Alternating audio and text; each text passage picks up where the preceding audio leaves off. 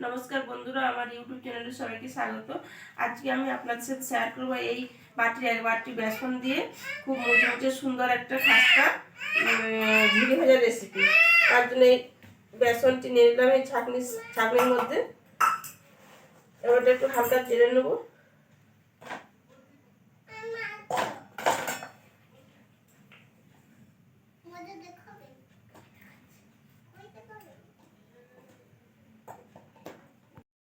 বন্ধুরা, এবার ওর মধ্যে সব উপকরণগুলো মিশিয়ে দেবো। প্রথম দিয়ে দেবো 1 চিমটির চেয়ে একটু বেশি হিং। এই হিংটা দিলে খুব মুচমুচে সুন্দর হবে। দিয়ে দেবো একটু অল্প করে হলুদের গুঁড়ো, দিয়ে দেবো একটু লঙ্কার গুঁড়ো, একটু হালকা ঝাল ঝাল হবে। দিয়ে দেবো একটু বিট লবণ, দিয়ে দেবো একটু সাদা লবণ পরিমাণ মতো,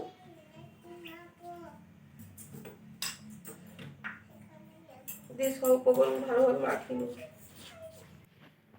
সব কিছু ভালোভাবে মিশিয়ে নিয়েছি। এবার নর্মাল জল দিয়ে একটা থকথকে বেটার বানিয়ে নেব।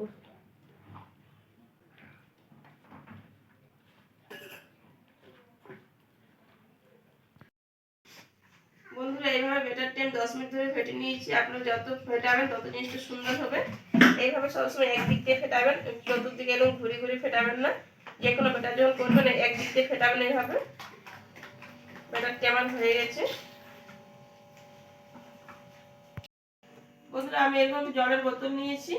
বোতলের ছিপিটি এরকম ভাবে সুইচ দিয়ে গরম করে ছোট ছোট ফুটো করে নিয়েছি। এই বোতলের সাহায্যে ঝুড়ি ভাজাগুলো আমি ভেজে নেব। বোতলের মধ্যে এবার ঢেলে নেবো বেটারটি।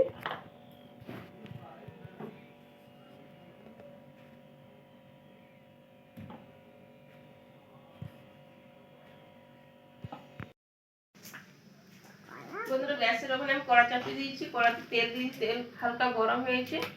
এবারে বোতলের মধ্যে যে বেটারটি সব নিয়ে নিয়েছিলাম এবারে অল্প করে দিয়ে দিই। প্রথম তো একবার অল্প করে দিয়ে দেখি কেমন হয়।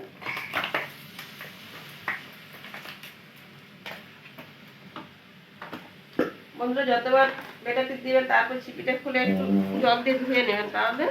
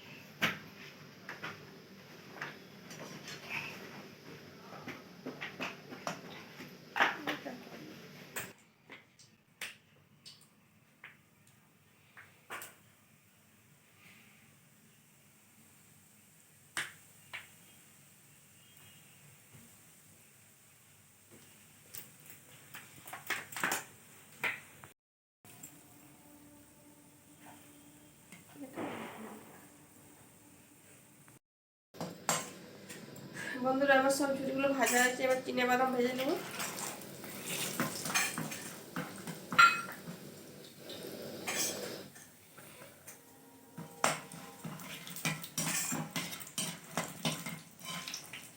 বাদামগুলো আমি তুলে নিয়েছি, ভাজা হয়েছে। এবার কারিয়া পাতাগুলো ভেজে নেব।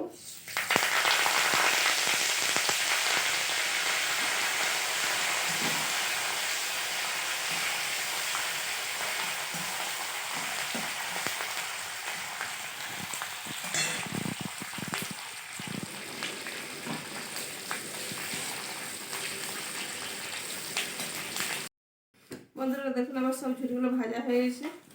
ঝুড়িগুলো একদম খাস্তা মুচমুচে হয়েছে, শব্দটাই বুঝতে পারছেন। তার সাথে বাদাম মিশিয়ে দিয়েছি ভেজে, আর কারিয়া পাতা দিয়ে সাজিয়ে দিয়েছি। দেখুন কি সুন্দর লাগছে।